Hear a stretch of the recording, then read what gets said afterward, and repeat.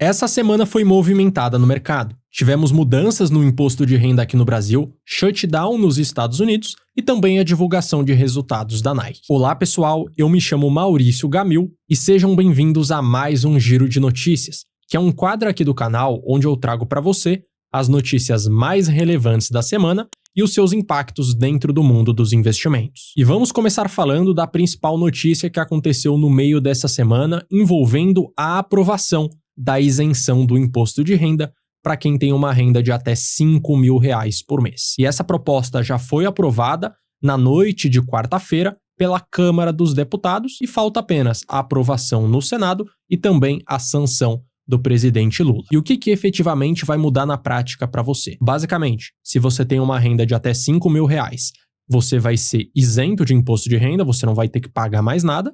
E se você tem uma renda entre R$5.000 a R$7.350, você vai ter uma redução no pagamento em relação ao que você paga hoje. E quando que essa medida efetivamente vai começar a valer para você ter acesso a esse benefício? Basicamente, se a proposta for aprovada pelo Senado e também sancionada pelo governo até o final desse ano, a partir de 2026, você já vai ter acesso a essa redução de imposto. Mas assim como qualquer medida do governo onde ele obtém uma redução na sua arrecadação, é necessário uma contrapartida legalmente falando, onde ele vá conseguir substituir essa redução de receita de um segmento para aumentar em outro segmento, para ficar no 0 a 0, ou um meio de cortar despesas do governo para que de fato ele fique no 0 a 0. Mas como nós moramos no Brasil, você bem sabe que o governo nunca vai cortar despesas, então ele sugeriu a criação de um imposto de renda para um público de alta renda, que tenha um ganho mensal em média acima dos R$50.000. E esse imposto vai funcionar na lógica de uma alíquota mínima gradativa, que vai de 0 até 10%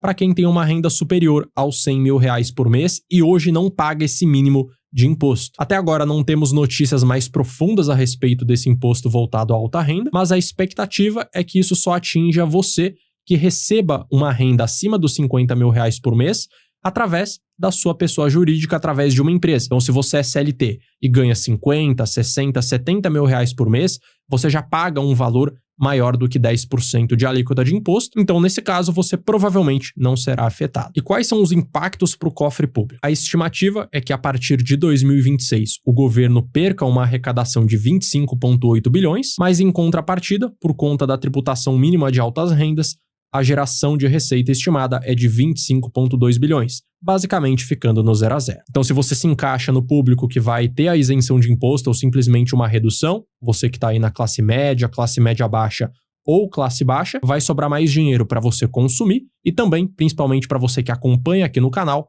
vai sobrar mais dinheiro para você investir e acelerar ainda mais o processo para você atingir a liberdade financeira. Agora, se você se encaixa no público que vai acabar sendo taxado por conta dessa tributação de alta renda, para você que tem uma pequena, média ou grande empresa e recebe na média anual mais de R$50.000 por mês de distribuição de lucro, nesse caso, você vai acabar tendo que pagar mais imposto de fato. Agora, se você simplesmente distribuir 40 mil, 45 mil por mês, ao invés dos 50 mil para não ser tributado, nesse caso você consegue evitar esse imposto a mais. E existem meios também totalmente legais de você colocar despesas que em tese são da sua pessoa física na empresa, para que dessa forma você não precise necessariamente distribuir um valor tão elevado. Por exemplo, colocando o seu plano de saúde dentro do CNPJ. Notícia 1 finalizada, podemos partir para a segunda notícia envolvendo o shutdown nos Estados Unidos. Mas antes, já aproveita para curtir esse conteúdo e se inscrever no canal, porque assim você vai ficar por dentro dos próximos vídeos. Agora sim, vamos falar em relação ao shutdown, entender melhor o que de fato é e qual é o impacto para você investidor na prática. O shutdown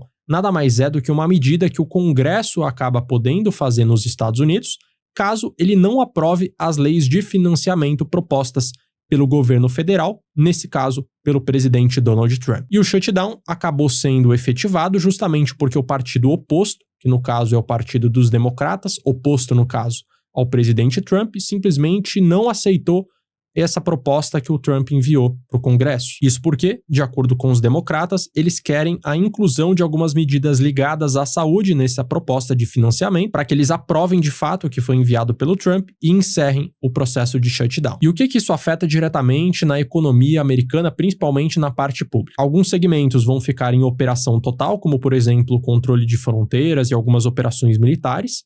Outras vão ser afetadas, como por exemplo a emissão de passaportes e vistos, a liberação de empréstimos estudantis, a inspeção de alimentos, programas sociais e o funcionamento de parques nacionais. E muitos funcionários federais, que são considerados não essenciais, vão ser afastados sem salário, enquanto os essenciais vão continuar no posto, mas em alguns casos também vão acabar ficando sem salário até a finalização do shutdown. E efetivamente, qual que é o impacto para a economia americana? Primeiramente, a expectativa é que tenha uma pequena redução no seu PIB, e pegando dados, por exemplo, do último shutdown, que inclusive foi o mais longo da história, durando 35 dias, a redução do PIB naquele período, entre 2018 a 2019, foi de 11 bilhões de dólares. Para nós pode parecer uma redução absurda, mas se você considerar o tamanho da economia americana, é uma redução pouquíssimo significativa. Agora, o que de fato vai acabar sendo impactado é justamente a taxa de desemprego. De acordo com a Bloomberg, o desemprego nos Estados Unidos no mês de agosto fechou em 4,3%, e se o shutdown durar pelo menos 3 semanas, o desemprego pode aumentar para 4,6% até 4,7%,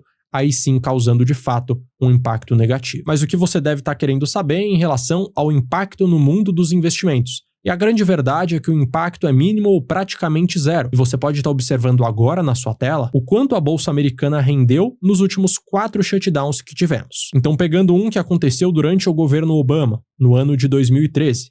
Esse shutdown durou 16 dias e a bolsa americana subiu 3,1%. Depois nós tivemos um durante o governo Trump, em 2018, que durou 2 dias e a bolsa americana subiu 0,8%. Um outro no próprio governo Trump, em 2018, que durou apenas um dia, onde a bolsa subiu 1,5%. E o mais longo da história, como eu mencionei, que aconteceu entre o fim de 2018 e o início de 2019, novamente durante o governo Trump, que durou 34 dias, onde a bolsa americana subiu 10,3%. Então veja que efetivamente o shutdown, apesar de parecer algo muito astronômico, um nome muito chamativo, na prática não impacta em nada no mundo dos investimentos. Então, se você estava querendo começar a investir no exterior, ou se você já investe no exterior e estava com o pé atrás de enviar o seu dinheiro para lá, não tem problema nenhum, não tem qualquer tipo de risco. O shutdown não impacta em basicamente nada nos seus investimentos. Tendo isso em mente, podemos partir para a terceira notícia envolvendo os resultados da Nike, que acabou surpreendendo no seu dado de receita líquida, batendo 11,7 bilhões de dólares. E para você que não conhece a Nike, ela é de longe a empresa mais valiosa do seu segmento esportivo. Você pode estar observando justamente a comparação com o valor de mercado das suas principais concorrentes. Hoje, a Nike na bolsa vale 108 bilhões de dólares, enquanto a sua principal concorrente, que é a Adidas, tem um valor de mercado de apenas 39 bilhões. E nós vamos começar essa análise olhando para a receita que a Nike conseguiu obter em cada uma das suas principais regiões. E você pode estar vendo justamente isso na sua tela. O primeiro dado que eu trago para vocês é a receita que a empresa teve nesse último trimestre, comparando com o mesmo período do ano passado, na América do Norte. Então nós temos que no mesmo período do ano passado, enquanto a receita bateu 4,8 bilhões de dólares na América do Norte, nesse ano bateu 5 bilhões, uma alta de 4%, que é justamente o segmento mais relevante dentro da operação da empresa. Nós temos também os resultados na Europa, no Oriente Médio e também na África de maneira consolidada, que teve também um crescimento de 3,1 para 3,3 bilhões de dólares, uma alta de 6%. Depois nós temos os resultados em relação à China, que acabaram reduzindo, saindo de 1,6 bilhões para 1,5 bilhões, uma queda de 9%. E por fim, temos o resultado envolvendo a Ásia Pacífica e também a América Latina, onde a empresa conseguiu também crescer, saindo de 1,462 bilhões de dólares para 1,49 bilhões de dólares, um crescimento de 2%. E agora olhando para o resultado geral da companhia, a receita como um todo conseguiu aumentar, saindo de 11,5 bilhões para 11,7 bilhões, um crescimento de apenas 1%, mas o que acabou chamando a atenção é que esse crescimento não era esperado pelo mercado, o que fez justamente com que os investidores ficassem animados em relação à empresa. Agora, olhando para o dado de lucro líquido, aí de fato não tenho o que falar, a redução foi muito significativa, saindo de 1 bilhão de dólares do ano passado para 727 milhões de dólares, uma redução de 31%. E o mesmo acabou acontecendo no dado de lucro por ação, saindo de 70 centavos de dólar para 49 centavos de dólar, uma queda de 30%. E pelo fato do mercado não ter esperado esse crescimento na receita, isso fez com que as suas ações apresentassem uma valorização muito significativa logo após a divulgação deles. Você pode estar vendo justamente isso na sua tela. Uma alta de 6,41% entre terça-feira, dia 30 de setembro, e quarta-feira, dia 1 de outubro. E o que provavelmente acabou animando os investidores é que fazia muito tempo que a Nike não conseguia apresentar um resultado interessante, um resultado acima do esperado. E a prova disso é simplesmente a queda das suas ações nos últimos meses. Você pode estar vendo, por exemplo, que entre 5 de novembro de 2021 até 1 de outubro de 2025, as suas ações já caíram 58%. Então não é algo que vem acontecendo só em 2025, mas é algo que vem se perpetuando desde 2021. Então se você investe na Nike ou estava pensando em ser sócio da empresa, é importante você ter em mente que ela está passando por um processo de recuperação para conseguir voltar aos trilhos e voltar a conseguir crescer pensando nos próximos anos. Então esse foi o giro de notícias dessa semana. Se você gostou do vídeo, curte, se inscreve e ative o sino para sempre que sair um conteúdo novo por aqui você ser informado. E eu vou deixar na tela também um outro vídeo recomendado para você saber o próximo conteúdo a ser assistido. Um grande abraço e até a próxima.